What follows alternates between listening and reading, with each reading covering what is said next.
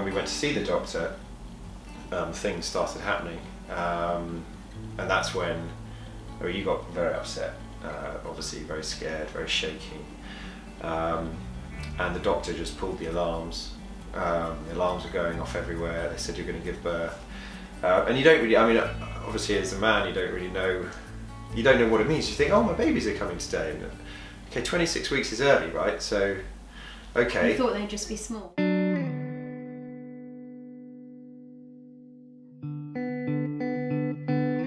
I got a passing glance at them, but they were straight into the hands of the paediatricians, tubes down the throat. Oh, sorry. I've thought about this for so long. So yeah, they had the tubes down the throat. The doctors were battling to make sure they were okay, and I was just so. And then they were just whipped off into the NCU. And that was that. And yeah, I got to see them, their little bodies, and they were. And the next 5 hours was horrible because they wouldn't let us see them. That was when you crumbled, and I just thought, oh my God, this is really serious. The closest we got to any kind of disorder was, they said, because Joey couldn't breathe for himself, and they said we're going to have to give him steroids to get the tube out, because they kept trying and it was damaging his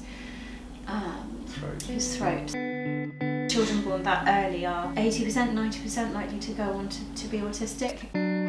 I was concerned that they weren't hitting their milestones and were doing things that other kids weren't doing, so I asked for an individual assessment when they were 2 years old, and in the assessment they were asking me lots of questions, and I kept saying, no, they don't really play with other kids, they're not really interested in books, they're not.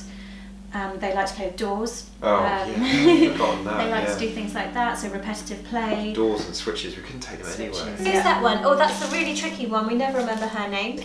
She looked at me and she said, they're probably autistic. And I just was like, I lost all my words completely, and I went, but not really. No, they're probably autistic. It's a banana. He slipped on a banana skin. That's when you knew something was bad. Something was bad and something was delayed with both of them, and it wasn't, you think, well, maybe it's just one, but no, it's both. It's bad. And you think, maybe it's just mild because they have got good eye contact. That was, we were like, it's just going to be mild. It's a big spectrum. People kept saying it's a big wide spectrum. And maybe it's just mild, But I remember asking that question, they said, if you're being diagnosed at 2, it's not mild. 3, yeah. 3. They said it's probably moderate to severe. Yeah. And that was another. That was a real kick in the teeth, that was. Snowberries! These are snowberries, said Baby Beth. When they were 4, we started having regular cranial sessions at home, and it was really amazing the difference it made. Yeah. Without us saying anything, our therapists would just put their hands on their head or their tummy and say, oh, has he been a bit upset this week emotionally? Or is he a bit, just things, and I think, oh my goodness, this is really strange, but yes. And hearing the kind of diagnoses of what they go through just from the way that they were being touched or manipulated was quite amazing. And then disregarding how the impact that it was having, which was profound, we kind of used it as our barometer for how they were doing. I'm Spider-Man. We were told early on that progress is the most important thing with autistic children. Just keep seeing that progress. Obviously we're trying to close a gap with neurotypical children, but as long as they're progressing, their vocab's progressing, their kind of anxiety levels are getting better and better. And we've put them on a path now with the massive help of Craniosacral.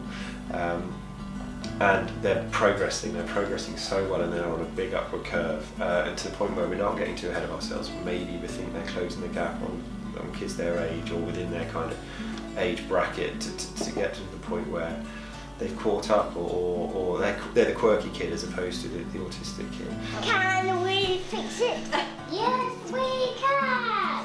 Every day we touch wood and just hope that they keep progressing the way they are, and then I think we know they'll be alright.